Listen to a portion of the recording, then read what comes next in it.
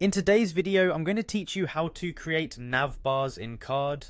If you've ever wanted to enhance the navigation on your Card website, you're in the right place. We're going to walk through the steps together, and by the end of this video, you'll know exactly how to create a beautiful, functional navbar that integrates seamlessly into your landing page design.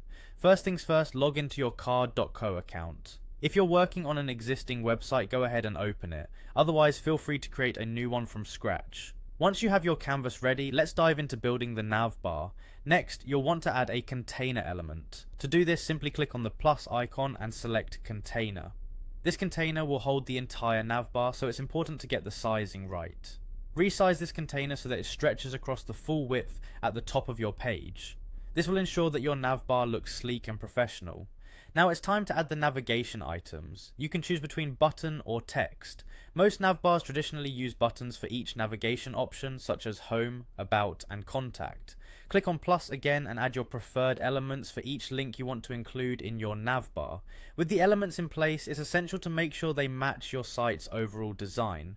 Customize the text, font, and style of these buttons. Choose a style that complements your site's theme. This could be minimalistic or bold, depending on your preference. Don't forget the text size should be easily readable. The next step is to link each button to the relevant section of your page or an external URL. If you want your visitors to scroll smoothly through different sections of your page, you can set up anchor links.